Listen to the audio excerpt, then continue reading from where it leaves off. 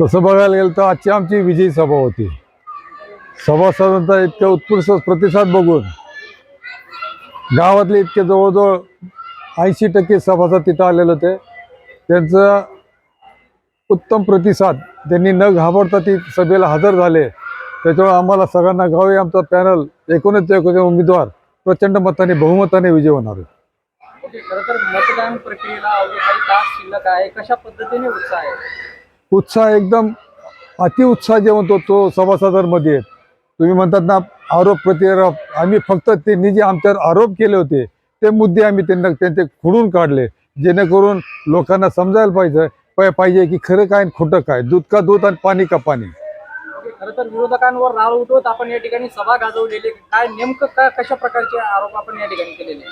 आम्ही आरोप केले नाही, त्यांना उत्तर दिलेलं आहे फक्त, आणि जे सत्य होतं तेच आम्ही सांगितले लोकांपर्यंत। ते जर असत्य असेल तर त्यांनी आमच्यावर कारवाई करावी। काय सांगितलं त्यांनी त्यांचा अन्याय कसा चालू आहे कर्मचाऱ्यांवर, शिक्षक प्रतिनिधीचा अन्याय, शिक्षकांना कसं राबवतात, ते कसं त्यांच्यावर अन्याय करतात, त्यांचे डॉक्युमेंट कसे हडप करून ठेवलेले देत नाही त्यांनी, जेणेकरून ते आपल्या मागे फिरायला पाहिजे। त्याच्यामुळे आम्हाला ते बोलावं लागलं, तर शिक्षकांकरता बोलावं लागलं। आज ते सगळे शिक्षक, नवीन लावलेले शिक्षक त्यांना प्रचाराकरता फिरत आहेत, तर आम्ही आमच्याबरोबर एकही शिक्षकाला फिरत नाही।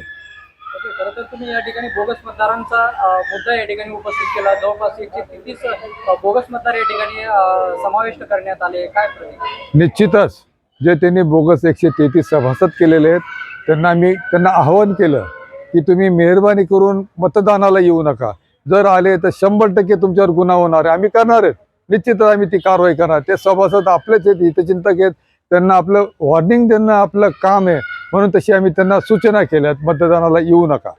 खरं तर आपण जी मतदाराची जी प्रारूप यादी होती त्या ठिकाणी आपण स्वतः त्या ठिकाणी सबमिट करायला गेला होता, आणि अशा वेळेस देखील त्या ठिकाणी ते नाव कसं काय आले, नेमकं काय प्रक्रिया? हो, तुम्हाला सांगितलं ना, प्रारूप यादी सुरुवातीला जी आपल्याला दाखवली, तयार करायला लावली, मी बघितली, मी जुनी यादी ती यादी कम्पेअर केली, सगळे नाव बरोबर होते, परंतु ती प्रारूप यादी माझ्यावर दिली त्यांनी, राहू द्या नाही तुमच्यावर।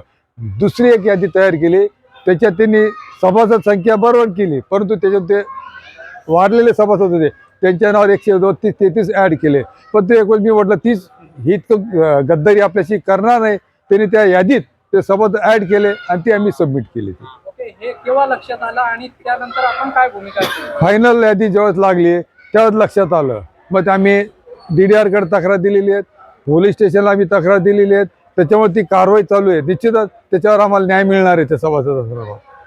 खरं तर आपण या ठिकाणी आवाहन केलं की बोगस मतदारांनी पुढे येऊन मतदान करू नये, अन्यथा त्यांच्यावर देखील कारवाई होतील, बरोबर, अशा प्रकारचा समज आपण या ठिकाणी दिलेला आहे। तर एखाद्या बोगस मतदारांनी मतदान केल्यावरती पुढील आपली भूमिका नेमकं काय राहणार? आम्ही ते निश्चित त्यांना सांगितलं, आमची कारवाई दिलेलं त्यांना, आम्ही ते कारवाई करता दिलेलं ते, त्याच्याकरता आम्ही त्यांना विनंती केली, पुढं आपण त्याच्यावर कारवाई पुढचा तिकडनं अहवाल आल्यानंतर DDR कडनं तर आम्ही पुढची निश्चितच त्याच्यावर कारवाई करू। दुसरं पण एक मी मांडलेलं आहे की ते संस्थेचं दप्तर त्यांनी घरी नेलेलं आहे, आणि ते खोडाखोडी करायचा प्रोसिडिंग मध्ये प्रयत्न आहे, ते आपण फॉरेन्सिक लॅबला ते पाठवणार आहे, ते चेक करायकरता। खरं तर 17ची तारीख ही सहकार पॅनल विजयाचं किरण घेऊन या ठिकाणी येणार। निश्चितच आजची जी सभा झाली त्यांचा उत्साह बघून 17 तारखेला 19 उमेदवार विजयी होणार, एवढी आम्हाला एकदम 100% खात्री आहे।